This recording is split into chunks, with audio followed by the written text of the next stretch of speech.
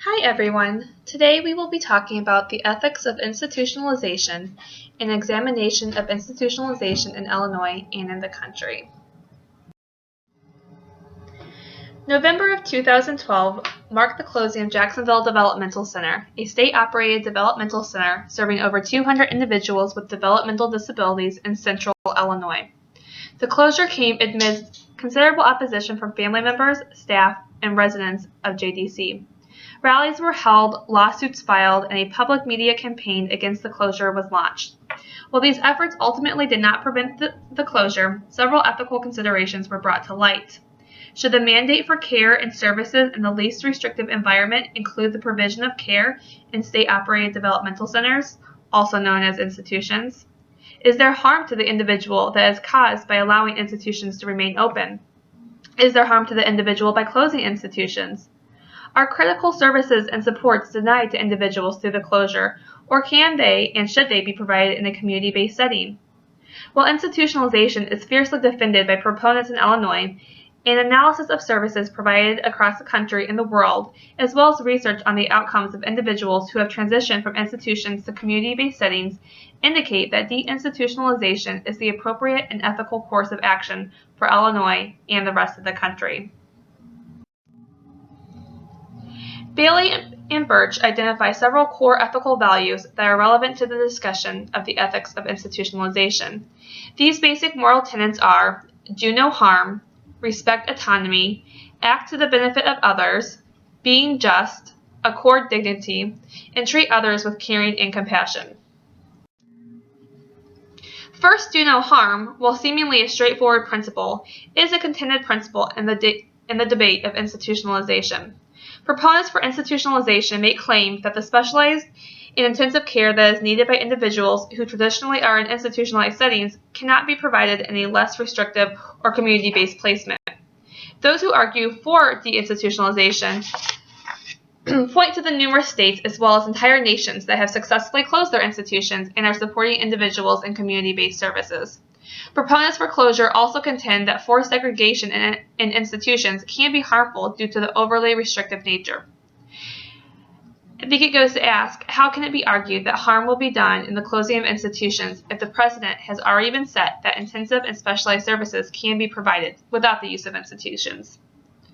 To respect autonomy is to promote individuals' independence and self-sufficiency. Along a continuum of services from least to most restrictive, institutions are undoubtedly on the most restrictive side of the continuum.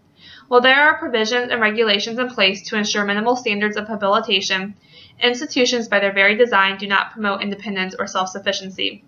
They are self-contained structures that are designed to provide services on a large scale. Medical, dietary, psychiatric, behavioral, and other related services are provided on site. Activities are predetermined and routines and regimens are established in the daily activities of the residents. Self-determination and independence are not the priority. Institutionalization, by its very definition, does not respect the autonomy of the individual. Acting to the benefit of others can be summarized as knowing who is the client. It is imperative to be working for and in the best interest of the client or the person who is being served, in this case, the individual who is residing in the institution. The question begs to be asked, do proponents of institutionalization have the best interest of the client in mind? There is a clear economic incentive to the continuation of institutionalized services, both to the staff that are employed as well as the community at large. When the cry to keep institutions are coming from the very people who stand to lose the most through the closure, it is questionable if they would be as adamantly against the closure if their own economic interests were not intermingled. Guardians and other stakeholders are often against the closure of institutions as well, however, and their concern presumably comes from a more altruistic place. Many stakeholders cite unsuccessful past community placements as justification for the continuation of institutions for their loved ones, and their objections often come from a place of fear and a lack of education regarding the availability of intensive supports that are available in community placements. While this author agrees that there is work to be done in the development of crisis community-based services, this does not provide blanket justification for keeping institutions open when there are existing successful models for intensive supports in a community setting already in place. Being just, or treating others as you would like to be treated, affording dignity, and treating individuals with respect, and treating clients with care and compassion should all be analyzed together. Simply put, is institutionalization promoting respect and dignity for individuals receiving these services? And does this model provide the most caring and compassionate service delivery? If it were you who was in need of intensive services, would institutionalization be your preferred method of service delivery? If the answer to the latter question is no, then what ethical justification can be provided for promoting this method of service delivery in others? The ethics of institutionalization is something that became a topic of interest to this author during the closure of Jacksonville Developmental Center in 2012. My organization that provides residential services to individuals with developmental disabilities was one of almost 40 community providers that participated in the closure process by accepting individuals for placement within their agency. Over the course of 6 months, weekly trips were made to JDC to participate in provider screening meetings and to meet potential residents. This firsthand look at institutional life was shocking and disturbing. While there were no blatant displays of abuse or neglect, the environment was stark, sterile, and devoid of the many comforts that most would want or expect in their home. Long cinder block hallways opened to activity rooms where it was common to find 8 to 10 individuals lying on couches or chairs engaged in solitary activities such as coloring, watching TV, or looking out the window. Many individuals engaged in self-stimming or other stereotyped behaviors. Staff member to resident ratios were usually 1 to 8, and very little interaction was observed. Furniture and other physical aspects of the environment were in disrepair. There were up to 4 people in the bedroom, with each individual getting a twin bed and a small armoire to house their personal belongings. It was hard to believe that this was the standard of care that is acceptable in the state of Illinois, and furthermore, that anybody who toured the facility could justify that it remained open. My agency agreed to support 12 individuals from JDC ultimately. Many individuals came to our agency with a trash bag full of their clothes and personal belongings. Most of the individuals came with clothing that was not theirs. It was learned later that laundry was often thrown together in the main laundry facility, and it was the norm for individuals to receive clothing that did not belong to them. One individual came with no socks or underwear, and an emergency trip was made to the store that day to provide the essentials. While 3 individuals had poor outcomes, as in returning to a state-operated developmental center within the first 6 months of transition, the remaining 9 individuals remained in successful community placements 2.5 to 3 years after transition from JDC. The poor outcomes highlight the inadequacy for emergency crisis services in Illinois, as SODC placement is currently the only alternative for behavioral stabilization outside of a psychiatric hospitalization. The need for continued development of crisis services, however, does not justify the continuation of institutions, but rather the need for resource allocation to develop community-based alternatives. There is promising news, however, that Illinois is currently exploring the development of crisis respite options. The personal experience with the closure of an institution highlights some of the ethical dilemmas formally presented. First, do no harm. Outcomes of the vast majority of individuals who transitioned from JDC were positive and have resulted in increased participation in the community, increased decision-making, increased autonomy, and the increased development of adaptive behavior. What we count as one of our greatest successes is the transition of an individual from JDC into one of our group homes that had never experienced community placement before. Born into a TB hospital and institutionalized from birth following the death of her mother, this individual spent the next 50 years in various state hospitals and institutions with no attempts to transition to a less restrictive environment ever being made. This individual, who has autism, does not like to be in crowded environments and often hit and kicked at her peers who she perceived as entering her personal space. 3 years later, this individual successfully attends community events, goes shopping, and her favorite pastime is looking through the fridge to get herself something to drink.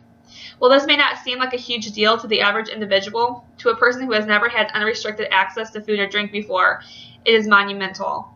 A case can and should be made for harm being imposed on this individual and the institution, as she found large groups to be aversive, but was continued to be subjected to institutionalized life when smaller community placements were a viable alternative. As previously discussed, respecting autonomy is a virtual impossibility in an institution. Habilitation follows minimal guidelines, and there is limited opportunity to provide much beyond the minimum. To utilize the kitchen example again, at JDC, meals were served in several cafeterias, and there were cooks to prepare all meals for them. Residents had the opportunity to make choices based on selecting options from the vending machine in the buildings. Laundry was completed in a central laundry facility. Housekeeping was done by a janitorial crew. In community services, these opportunities are suddenly made available. Access to a kitchen, responsibility for household tasks, etc. are now made available. When comparing institutions to community placements, autonomy is respected and promoted far more in the latter. It is my contention that proponents of institutionalization do not have the benefit of the client in mind. The most outspoken opponents of the JDC closure were the state employees and the union that backed them. Newspaper articles discussed at length the economic ramification of JDC's closure with the argument that this was in the best interest of the residents, being a secondary concern. There was a clear conflict of interest from the opponents. The change in attitudes and beliefs following the JDC closure from other stakeholders also highlights the position that guardian objections to the closure often come from fear or lack of education on available community supports. Several analyses of the JDC closure have been subsequently conducted with interviews and polls of key stakeholders. While only 15% of families supported the concept of community living prior to the JDC closure, 87% of families are now in support of the transition and report that their loved ones are better off or the same as when they lived in JDC. While 69.2% of stakeholders reported being very dissatisfied with the closure of JDC prior to the closure, only 36.5% reported being dissatisfied during follow-up. Furthermore, a majority of stakeholders now report that their loved one benefited by the move to a community placement. While guardians and stakeholders may have had the best interests of their loved one in mind while initially opposing the closure, in the case of the JDC closure, the majority of stakeholders are now satisfied with community placement options. It is hard to imagine someone choosing institutional life for themselves, which is contrary to the concept of being just or treating others as you would like to be treated. Proponents of institutionalization attempt to justify the existence of institution by appealing to one's sense of home and community. But when there is a true alternative of home and community available to the individual, this argument falls flat. Affording dignity is providing the individual with their own bedroom, with a bed larger than a twin, because how many adults continue to sleep on twin beds their whole life, and providing access to basic luxuries of life such as the refrigerator. Respect is given to the individual when care is taken with their personal belongings and the opportunity for choice is a reality. Service delivery with care and compassion is providing the opportunity for self-direction. These are not realities in institutionalized care. There is an abundance of historical and legal precedents for deinstitutionalization. Yet Illinois remains woefully behind and ranks third in the nation for having the most people institutionalized, with around 1,700 individuals residing in institutions. The trend for deinstitutionalization is seen across the nation. In 1991, New Hampshire was the first state to close all of its institutions. By 2013, there were now 14 states with no institutions. Nations such as Sweden and Norway have abolished the use of institutions and center their policy around the right to community services. Illinois also lags behind other states in providing smaller, community-based services, instead having an over-reliance on larger private facilities such as intermediate care facilities for the developmentally disabled. As an example, compared to 75% as the U.S. average, Illinois supports only 38% of their individuals receiving services in settings of 1 to 6 people, and Illinois ranks 47th in federal and state waiver spending per capita as of 2009. Precedents for deinstitutionalization first emerged in the 1960s with the introduction of the concept of the least restrictive environment, or LRE, which examined services as being on a continuum of least to most restrictive. In 1970, there was the case of Wyatt v. Stickney, where it was ruled that individuals with disabilities had a constitutional right to treatment and habilitation with minimum standards of care being established. Minimum standards included staffing, diet and nutrition, safety, physical plant adequacy, and many other features of protection. While Wyatt did not specify the types of locations where services were to be provided, it did prompt state funding in Alabama for community programs and initiated the downsizing of institutions in favor of community-based alternatives.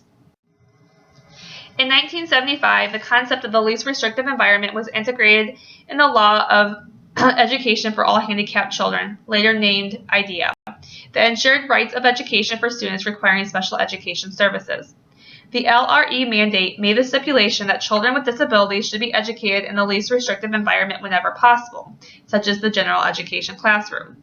While this law pertained only to educational services, the philosophy of inclusion permeated across all service spectrums as states started the movement towards community-based services. Another important court case was Olmsted versus LC, where two women remained confined in an institution following completion of initial psychiatric treatment. In 1999, the U.S. Supreme Court determined that unjustified segregation of persons with disabilities constitutes discrimination in violation of Title II of the American with Disabilities Act. The ruling stipulated that public entities provide community-based services to individuals with disabilities under the following guidelines.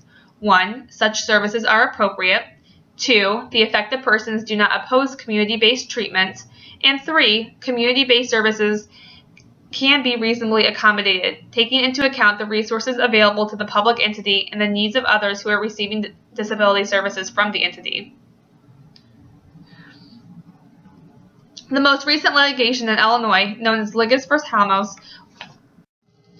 was a class action lawsuit filed by individuals who did not want to be in institutional care in Illinois. In a consent decree reached in 2012, the state of Illinois was required to offer community placements to individuals residing in privately run facilities with 9 or fewer residents, and individuals on the waiting list to receive services had to be taken off the waiting list and provided services in a reasonable amount of time. Formerly, a person could be on the wait list for 10 or more years to receive community-based services. The legislation and litigation seem to clearly support the stance of deinstitutionalization and the move to community-based services. However, high rates of institutionalization are still seen in Illinois, and the proponents of institutionalization have successfully used the concepts of least restrictive environment and the wording in the Olmsted Decree to justify the continuation of institutions. Taylor does a good job of outlining the issues with the concept of least restrictive environment and how the concept of LRE inadvertently lends support to the pro-institutionalization movement. As previously stated, the LRE looks at residential services as being provided on a continuum of care, with the presumption that individuals will move from more restrictive, such as institutions and ICFDDs, to less restrictive, or community-based, as their skills improve. Taylor points out that the LRE is based on the readiness model, where individuals have to essentially earn their place in a more integrated setting. The attention is placed on physical settings in which services are provided instead of focusing on the types of support and services people need to live successfully in the community. Segregation through institutionalization becomes interchangeable with intensity of services, where more intensive services are assumed as needing to be provided in a segregated or institutionalized environment. In this way, proponents justify the continued segregation by making the argument that the LRE for some individuals are in the institution. This is faulty reasoning, as the focus should instead be turned to how intensive supports can be provided in less restrictive settings. While the intent and spirit of the Olmsted decision was to promote deinstitutionalization, the wording of the decree to provide community-based services when appropriate and when the affected individual chooses community placement is twisted to justify the continuation of institutionalized-based services from proponents. The argument is made through the LRE logic discussed above that community-based services are not appropriate for all individuals, and therefore institutionalization must remain a viable option for those who are too vulnerable for community care. The emphasis is again placed on the physical setting where care is to be received, instead of how the appropriate type of care can be accommodated in a less restrictive and less segregated setting.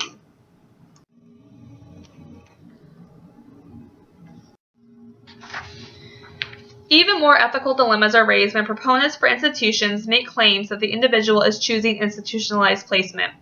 It is highly questionable if there is true informed consent and if individuals who are choosing institutional care are being fully informed and educated on the alternatives. To reference back to the personal JDC example, one individual that we currently support made the news circuit during the JDC closure after she was filmed at a rally telling the audience that the closure of JDC was a violation of her rights. She will tell everyone now that the reason she didn't want JDC to close was because she was told that she would become homeless, and she was scared on what would happen to her. On the day she moved to her new home and saw her own room, she clapped her hands and squealed with delight. She will tell everyone now that she is so happy that she got to move to a, quote, real home. This is just one example on why claims that an individual prefers and chooses institutionalization should at least prompt further inquiry. There are several BACB guidelines that are applicable to the discussion of deinstitutionalization and help frame the basis for the argument against institutionalization. Guideline 1.06 discusses dual relationships and conflicts of interest. The behavior analyst must be aware of and avoid relationships that might impair the behavior analyst's objectivity, interferes with their ability to effectively perform their job functions, or might harm or exploit the other party. There is a clear conflict of interest when individuals who have vested economic interest in institutions remaining open act as advocates for the individuals who are residing in the institution. It is impossible to remain objective in that scenario, and potential for exploitation is great. Therefore, the individual should be represented by a third party who can objectively look at the arguments for and against deinstitutionalization and advocate on their behalf as appropriate.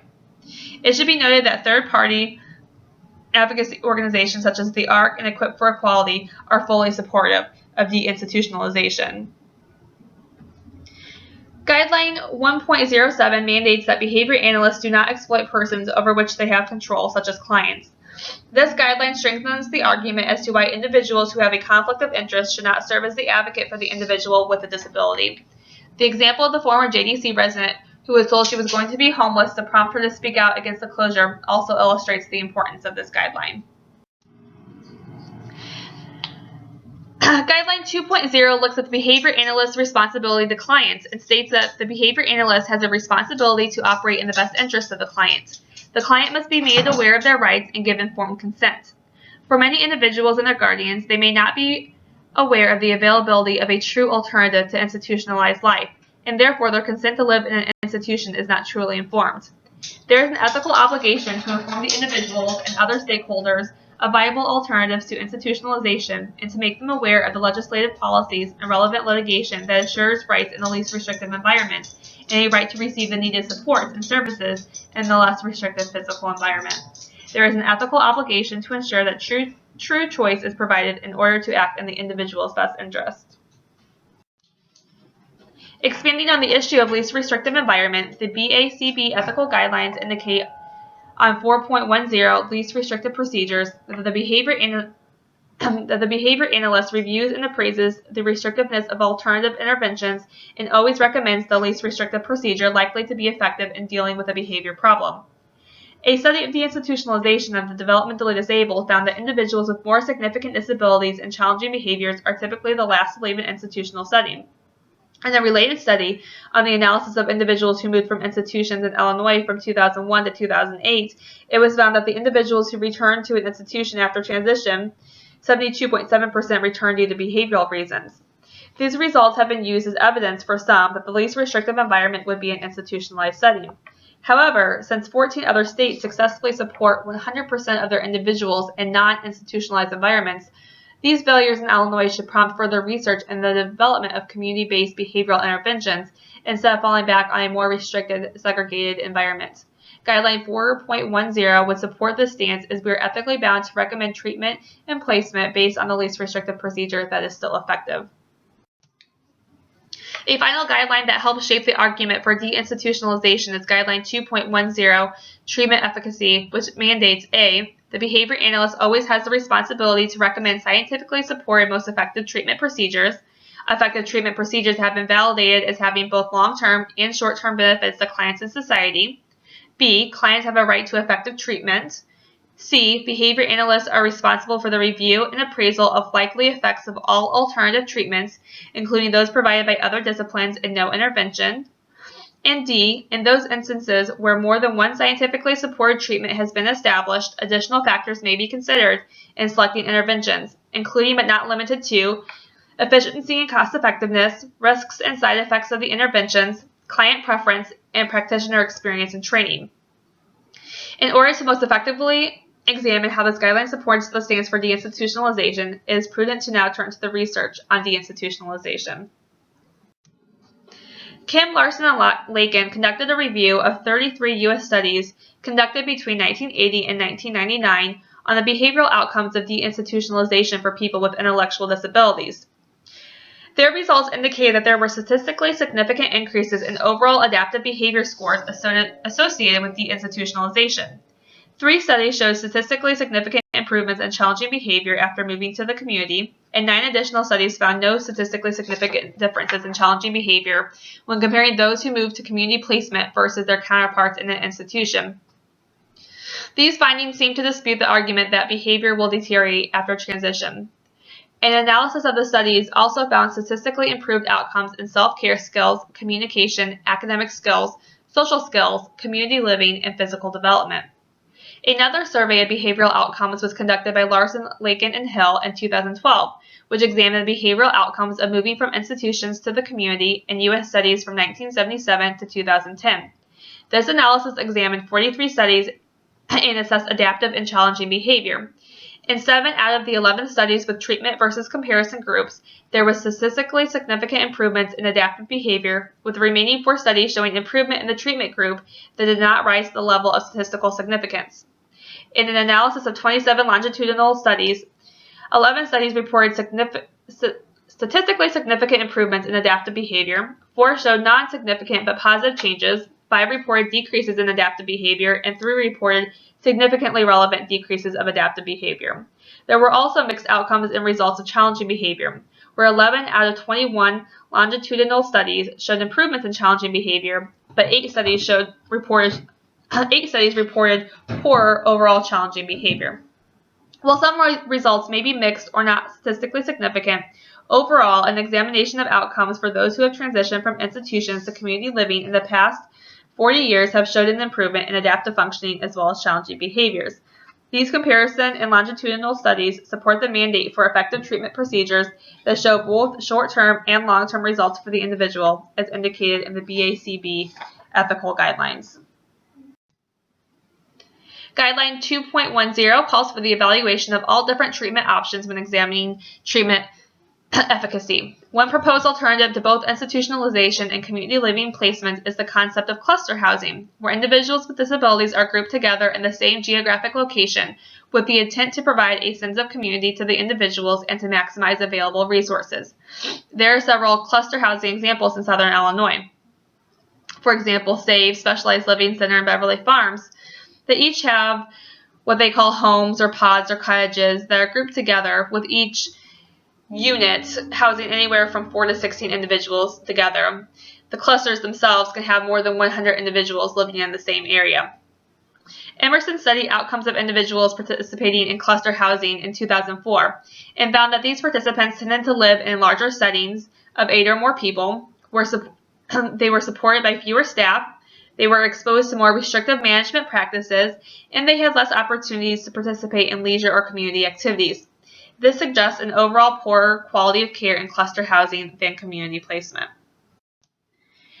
Even if the argument could be successfully made for institutions as a scientifically supported service option along the continuum of services, Guideline 2.10 allows for other factors such as efficiency and cost effectiveness to be considered.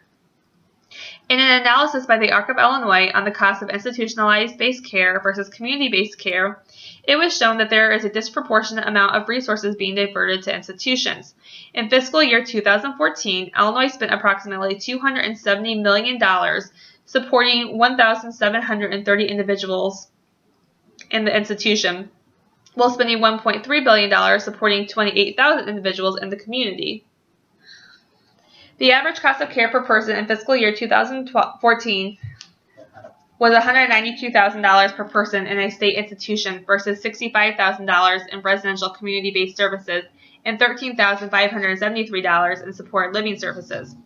It is difficult to defend such a gross misappropriation of resources towards fewer individuals and institutions when that money could be directed towards community-based services and serve more people just as effectively.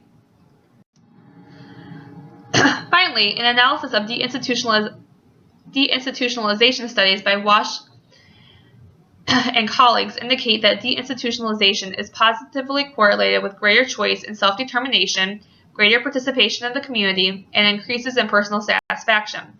While some of these factors are subjective in nature, Guideline 2.10 indicates that these should be included when determining the best placements for the individual.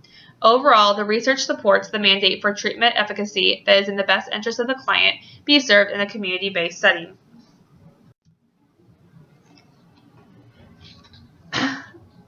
In another study, Parrish conducted a study into the reasons for variable deinstitutionalization rates in two states with otherwise similar demographics, Michigan and Illinois.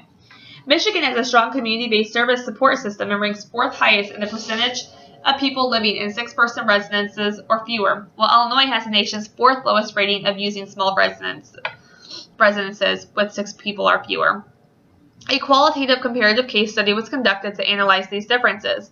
Factors that contributed to deinstitutionalization in Michigan included strong leadership and involvement by advocacy organizations such as the ARC that framed deinstitutionalization as a civil rights movement, support by state legislators, lawsuits in which the courts helped rule on zoning laws where they upheld the right to live in group homes, press involvement, and a desire to obtain matching federal funds for group home development.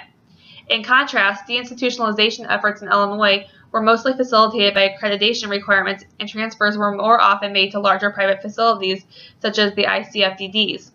While Michigan's barriers did include some stakeholder and legislative opposition, resistance of those against deinstitutionalization was categorized as disorganized when compared to those in favor. However, in Illinois, there was much more organized opposition to deinstitutionalization, with strong unions and large private providers opposed to the movement. There was also not strong advocacy leadership as was seen in Michigan, and there was no statewide legislation prohibiting zoning discrimination for communities opposing group homes in residential areas. Having a strong understanding of the reasons for the variations in state institutionalization rates provides guidance for the future efforts in deinstitutionalization. History and research both support the stance that deinstitutionalization is the appropriate and ethical course of action for Illinois and the rest of the country. Ethical considerations of do no harm, respect autonomy, act to the benefit of others, being just, according dignity, and treating others with caring and compassion also support the need for deinstitutionalization. Furthermore, the Guidelines for Ethical Conduct by the BACB makes a strong argument against institutionalization, as community-based alternatives have been demonstrated to be viable and successful options against the extremely restrictive, segregated environment of the institution. This all leads to the position that behavior analysts should support deinstitutionalization efforts and advocate for community alternatives for anyone whom may utilize our services. Future directions for the BCBA specifically include examining the reasons why there are poorer outcomes for individuals with more severe and challenging behaviors, and the development of more intensive community-based behavioral services and supports to promote the successful integration of individuals with more challenging behaviors into community placements. Together, we can promote a better way of life for all individuals in an integrated, community-based environment. Thank you.